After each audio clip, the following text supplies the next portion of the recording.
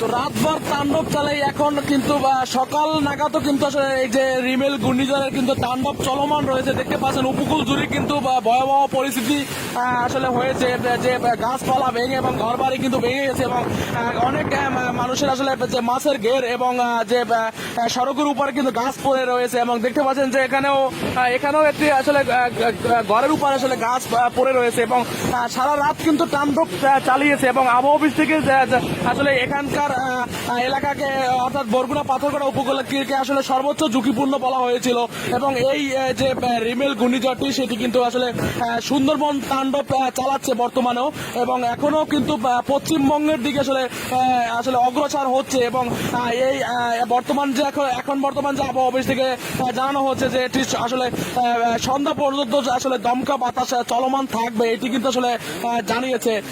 তো দেখতে পাচ্ছেন এখন কিন্তু উপকূলবাসী প্রচুর আসলে কি অবস্থা, তো সারা রাত্রই কিন্তু আসলে তাণ্ডব চলমান রয়েছে, যার কারণে কিন্তু যে বেড়িবাঁধের উপরে যে মানুষগুলো ছিল বা বেড়িবাঁধের বাইরে যে মানুষগুলো ছিল তারা কিন্তু ব্যাপক ক্ষতিগ্রস্ত হয়েছে। তাদের ঘরবাড়ি কিন্তু ভেঙে চুরে একেবারে চুরমার করে ফেলে দিয়ে গেছে। আসলে এই যে ঘূর্ণিঝড় যে রেমাল যে ঘূর্ণিঝড়টি সেটি কিন্তু একেবারে পাথরঘাটা উপজেলাবাসীকে আসলে সর্বশান্ত করে দিয়ে গেল।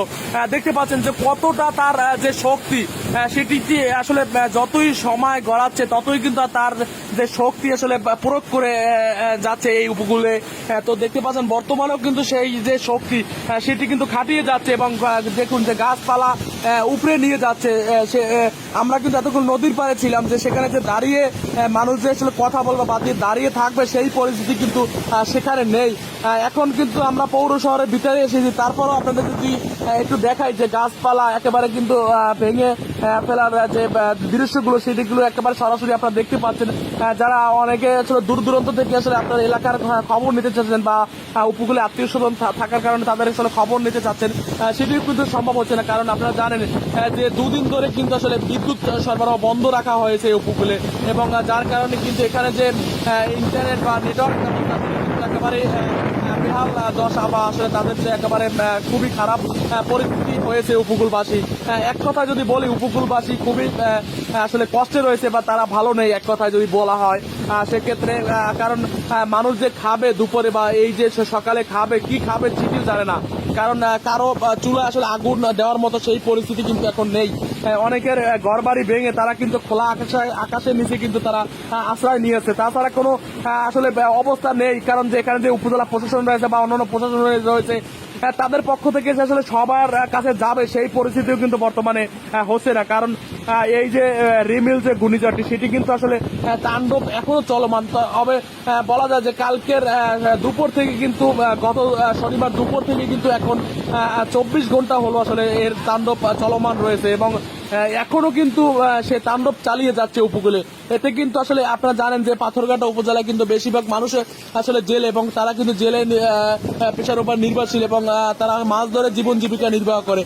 যদিও 65 দিন অবরোধ চলতেছে, আমরা বড় বড় যে ফিশিং ট্রলারগুলো যদিও বঙ্গোপসাগরে নেই, তারপরও কিন্তু কিছু সংখ্যক ট্রলার সেই যে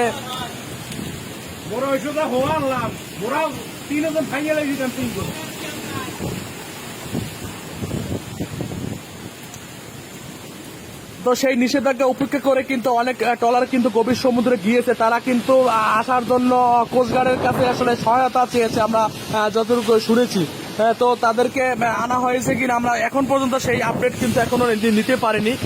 তো এখনো কিন্তু চলমান রয়েছে এবং আবহাওয়া অফিস থেকে যেটি বলা হচ্ছে যেটি আসলে পশ্চিমবঙ্গের দিকে আসলে অগ্রসর হয়েছে, তার ল্যান্ডফল বর্তমানে পশ্চিমবঙ্গে রয়েছে এবং তার যে প্রভাব সেটি কিন্তু এই উপকূলে আসলে ভয়াবহ পরিস্থিতি হয়েছে এবং এটি কিন্তু সন্ধ্যা পর্যন্ত চলমান থাকবে এমন কথাই কিন্তু আসলে আবহাওয়া অফিস থেকে জানিয়েছে। এবং এই এলাকাকে কিন্তু ঝুঁকিপূর্ণ এখনো আসলে ঝুঁকি মুক্ত আসলে করা হয়নি। এলাকা সর্বোচ্চ ঝুঁকিপূর্ণ এখনো রয়েছে এবং যে এখনো যে 10 নম্বর মহাবিপদ সংকেত দেখিয়ে দিতে বলা হয়েছিল সেটি চলমান রয়েছে, সেই মহাবিপদ সংকেত কিন্তু উঠিয়ে নেওয়া হয়নি।